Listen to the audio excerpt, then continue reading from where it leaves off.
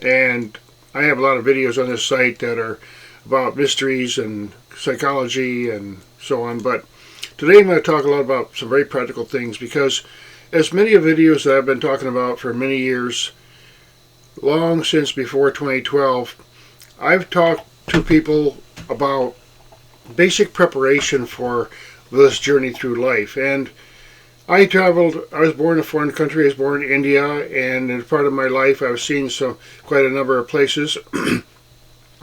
And we know, for example, in our America here, where I live especially, it's very pleasant and comfortable, and there's not many problems and so on. But there's many, many places in the world right now, and for the last, I'm 69 years old, for my entire life, excuse me, we hear about all kinds of different disasters that happen in many people's lives. And if you travel enough, and you'll see, well, that is a part of life, and certain areas of the world are near the coastline and other kinds of places where there are earthquakes. So catastrophes are rather common.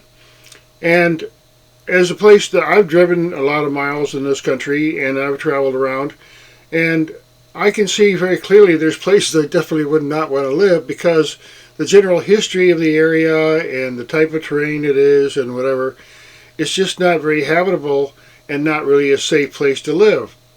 Now, I happen to be a country realtor, and I live in the southwest of Virginia, and I used to live in upstate New York, and I've lived in Pennsylvania and Ohio. And I know that a lot of people now, especially with the technology like this, we're moving out of the country and they're going out and they're finding some places to live and in the rural area. And the thing is that there aren't that many houses out here that are already built. So let's say, for example, to make a rough guideline, let's say it's one person per square mile out here, and the people are coming from a place where there's 100 people per square mile living, and then 10 of those people want to come out in the country where there's only one. Now you can see there's a trend. And I have to deal with that in a really practical way, because I live out in the country myself, and I've done this deliberately. And the reasons I'm going to tell you for right now, because my research, I've done a lot of research over the years, and reading and listening, and trust me, I've heard everything. The planets, the comets, the this, the that, the plagues, all possible disasters that could be happening, like the glaciers melting and things, no snow anymore, and everything. I've heard all that stuff, Ever since I was in college back in the 70s, they've been talking about the end of the world and all this. But what I was getting at in the beginning here is that in many places in the world right now, at this very, very moment, it is kind of the end of the world. They had an earthquake or something happened, or floods, and their whole lives are upside down. Permanently, tornadoes, whatever. So if we're in a situation right now where that's not happening to us, then we could just be very, very fortunate and be grateful. And again, back to the choices. Now, I'm going to go through a few things here that I live in a country, and if you want to know what it's like, okay, there are people who have some concept that, okay, I'm going to leave the country, I'm going to have my country home, I got to go live up in the mountains and get my guns and, build a bunker and all that kind of stuff. So there's various extremes of protecting yourself. Now, I'm an aviation enthusiast and a navigator. I used to drive a lot of miles as well. And I've seen a lot of terrain. And there are definitely areas in this country, just by anywhere in the world, just by prudence, you say, well, that might not be a very good place to live. Like, for example, in Bangkok, Thailand, where flooding is pretty common and, almost every year. So at some point you think, well, maybe I should just go a little inland, maybe at least 100 feet up above sea level, in case something happens. You see, so, but all kidding aside here, there are resources that we can use without getting to the extreme and going way up in the mountains and building a bunker and having a cave and, all your pals up there with their guns and everything.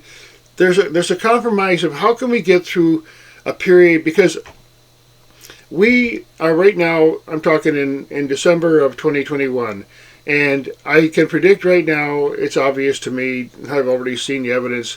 I was in upstate New York when 9/11 happened. I mean, I watched it on TV. So things happen, and there are things that you can do and choices that you can make that mean that you won't have to suffer the consequences. For example, in aviation, when you get trained, okay, let's say you do have an engine problem or something and one cylinder is gone or whatever, and you have to land. Well, you get trained, well, if that ever happens, I know what to do. I have some things I can do to mitigate it.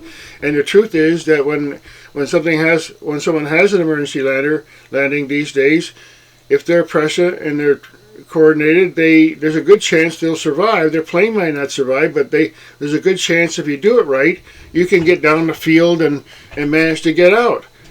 But it's all a matter of your judgment and preparation. So without going to extremes and not too long here, I'm going to just a couple of basic things that any household homesteading is going to need a few basic things. You see, and a lot of people who live in suburbs, and I'm very familiar with that kind of area, I've been all around in suburbs, and you can see they have a garage full of stuff, and it may not be a complete list of things that they need, but there are a lot of things that you might even have in your garage already that are just very, very appropriate and can solve a lot of problems. For example, one time I went through a power outage for 4 days because of an ice storm. In those days, we did have a cell phone and everything, and I had my little iPhone, but I had to keep it charged. I didn't have the regular internet, so that was it. That was my phone and my internet and everything. And fortunately, it did work, and I had a charger, and you can always use your car, for example, to charge up a battery in a laptop or something. So by having, energy, you got to have energy. So what I do is, you figure, out in the countryside, you can have electricity. If the electricity goes down and you need some heat, you need some fire. Okay, you can use propane, you can use firewood, you can use a little kerosene stove. Propane is pretty clean, and some of the little propane heaters that you can get are very, very powerful. So now, food and water. A lot of people have stuff in their house already, but do they have enough? And do they have the right combinations? See? Water. Now, in the city, if the pumps go out, you're kind of stuck, really. That's why living in the country is so awesome, because if you're out in the country where I am, I mean, New York City could disappear, and I just go down the stream and get my water and maybe shoot a squirrel or something. So it's all about simple preparation without being too extreme. Now, for water, filters are good. See, nowadays you can get a lot of cheap filters. I use them frequently. You just go buy some cheap Brita filters or whatever, you do a couple of those, and it'll take out a lot of stuff in some of the filters that you can buy these days. Fuels. Well, again, propane comes in convenient tanks, pretty clean burning and quite powerful. Any kind of a flame that you make, also lighting is important, because you can use Christmas lights, you can use a battery, you can use DC, you can use rechargeable stuff that you get from solar. If you have light and you have fire, you have a little bit of heat, and then you have food, and everyone has to decide what they all need personally for food in respect, but there's many different opportunities. Now, tools. I think of tools. I've saved so much money over the years with tools. You can fix stuff. You can get your electricity going. You can hook up a solar thing. You can fix your machines or whatever. Boy, you have a huge advantage. You got to have the right tools and the right knowledge. Now, partners. Don't be alone out there. Family groups, friendship groups, church and organizational groups. By working together out in the countryside, there's many parts of the world where they live that's really, really rustic compared to us these days. And frankly, in my life, I've lived in a lot of interesting places that are quite rustic. Even I still do, in a way, very small, relatively speaking, but it's more of a household. It's more of a little homestead. You see, having a variety, in aviation, there's a saying that says, if it's important, have two. have a spare or three. So if you have different sources of fuel that you can use and different sources of lighting that you can use, and have a storage of these Christmas lights, like I said, you have an inverter. You can use your car these days. You might have the USB. You can charge things. Always consider multiple options, plan B, plan C. So if you have a plan A, maybe you'll get there. Plan B, alternate airport. Plan C, emergency landing. If you know all if you have everything, sort of like the laws of probability, that the more repetition you have, the more redundancy you have. For example, you have tools, and you have knowledge, and you have resources, and you have supplies, and you might have hardware, and you might have different fuels, and you might have different ways of getting your chargers going on. All those multiple options, having partners is another thing, very, very important, because you don't have to own everything in a group. I mean, nobody can expect to be like Rambo guy, like keeping Rambo, like he probably doesn't clean his own toilet. So we have to have the different skills that cover how we operate our life, whatever it may be. And my personal feeling is, make it simple. Make it simple, Sam, because the simpler things are easier to manage and certainly less costly and less loss. If you fall down from 10 feet, you can get back up. If you fall down from 1,000 feet, good luck. So the more isolated and insulated we are without having some redundancy, then, if you lose an engine at 100,000 feet, eventually you're going to come down. It might take a while, but you're definitely coming down. But if you have another engine, at least you get down slowly. So, again, mitigating problems by using our resources and our intelligence and our associations and getting knowledge. Like, I'm a personal believer in collecting books. I mean, if the internet, I learned so much on YouTube. It's fantastic, wonderful. But boy, if it ever goes down, I'm going back to books. I get books with good pictures now, because you can find all kinds of books that are really fantastic to tell you how to do all kinds of things in your house and property and cars and vehicles. And get them now before they throw them away at the Goodwill store. And in case the internet goes down, at least you have some resources. For example, I learned how about tube radios when I was young, electronics. And a lot of people, you mention tubes and they go, what? But digital came in when I was young in the 80s, and I learned some of that too. So having some knowledge of how our systems work, again, the technology that we use, if you know how your car works, or you know how to change your oil, or you can run a tractor or something, then you're going to have some additional advantages by having multiple redundant skills and tools. So, just a little reflection here and a pause. There's many approaches to being self-sufficient, and that's really an important point. And everybody has to use their own judgment exactly, for example, where they want to live and the type of situation they're in. I recommend being away from the big roads. For example, if you live in an area where there's a lot of traffic congestion, everybody's going to be wanting to do the same thing, and it's just going to be a spider web of a crazy mess.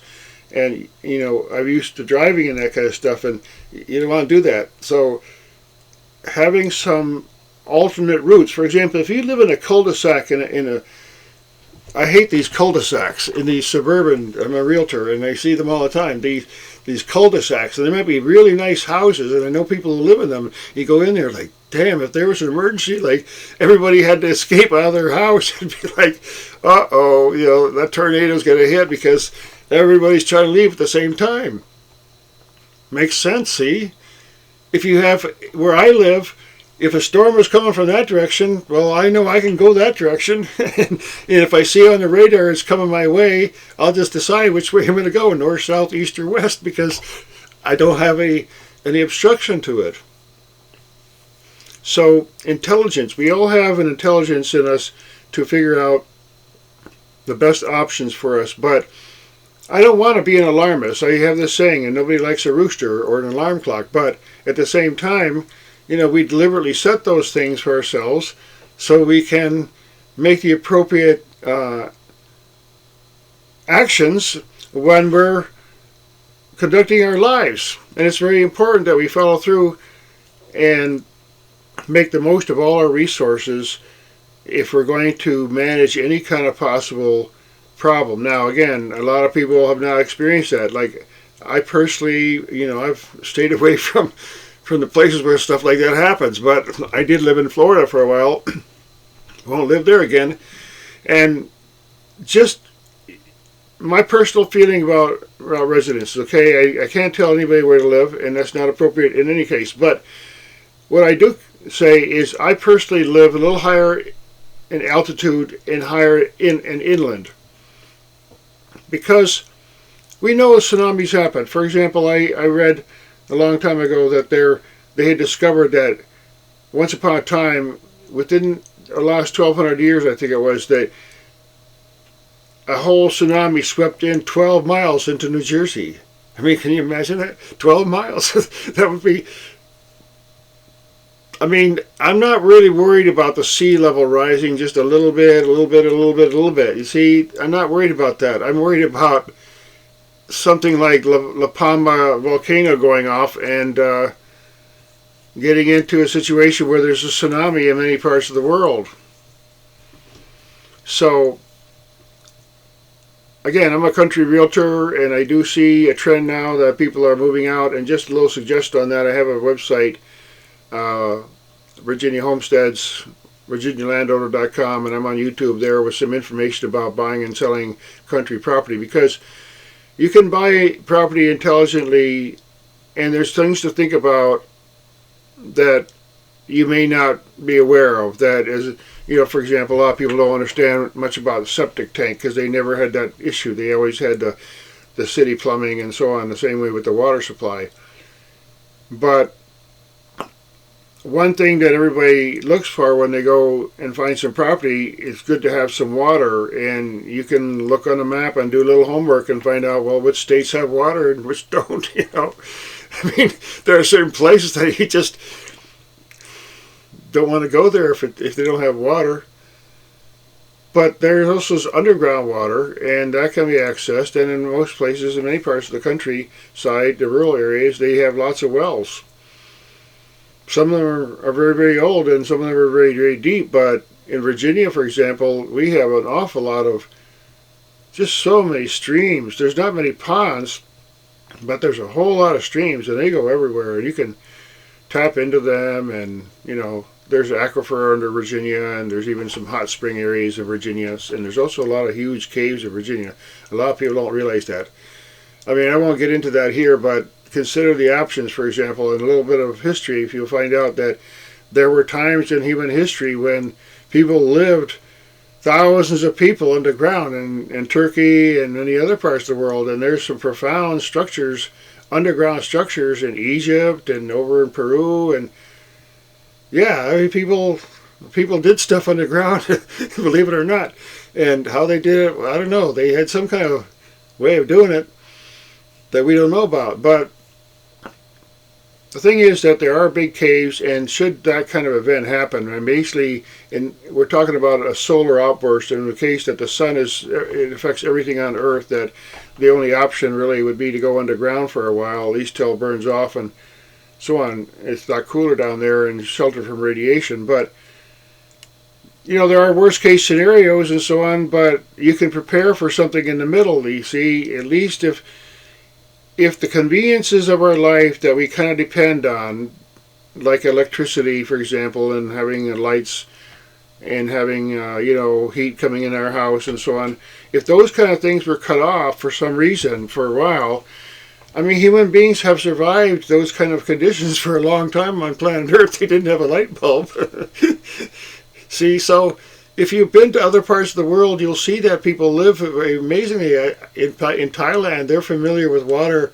They just build their house of sticks, okay? And then if the floods come that summer, well, okay, they just build another one, or in some cases they actually just move the thing inland a little 100 feet or so while the flooding season comes. And they all have cisterns, and they all have little gardens, and they have mango trees, and they have fruits going around. That's another thing. if you have lots of fruits and things around you, like food sources, or out in the countryside, I mean, you got the squirrels, you got the bears, you got the lot of deer, and you got the possums, and you got the rabbits, and you got the foxes, and birds of all kinds, and turkeys, and geese, and that's food. It really is. I mean, it's a strange thing. At the end of this note here, if we think about it, we go down, and sometimes you go down to the market and you see like this big turkey, and it's all no feathers on it, it's all bald and no head and no feet, and it's just sitting there. And if you see a real turkey and you've ever watched the process, I've watched the process of making a goose into a dinner. It's not that fun to do, and yet that's what people had to do for a long time in the history of this country. They have to, in still parts of the world, that's what they have to do every single day. They have to go hunt for something wild and catch it. And so I like to have a lighthearted attitude toward this, but actually it's kind of serious, and I really suggest that people investigate and start looking into doing a little bit more preparation and being prudent about where they live and all that, and building their associations with others, because that's a really important component of living in a rural society, in a harmonious. That's the way this country was founded. For example, the people were communities out in the rural areas. They had to do that because not everybody has cows. You see, this guy's got cows, that guy's got chickens. Maybe some people have both. Maybe some people grow hay, and some people have horses. Some people have wood. And if we cooperate in a partnership with each other and not have arguments, then we're going to get through a lot of this stuff, because the people who manipulate this world with their money and power and everything, they don't really have our interest. Black, white, red, yellow, whatever color, red, blue, whatever, purple. They don't have our interest in mind. You see, they have their power and their agenda, and for all I know, they have those caves and secret technology and whatever. They can do whatever they want for 100 years, and they just still stay a billionaire. So you and me, you and I, the peons of the world, the little guys, we got some power too, and some resources. So thanks again for listening. I appreciate all the feedback and the content, and I do listen to other people's content. And if anybody wants to contact me personally, I really enjoy that. We're just here on this earth for a short time, making some contacts with each other, and we can offer each other a lot of inspiration and resources. So please like and share, and thanks again.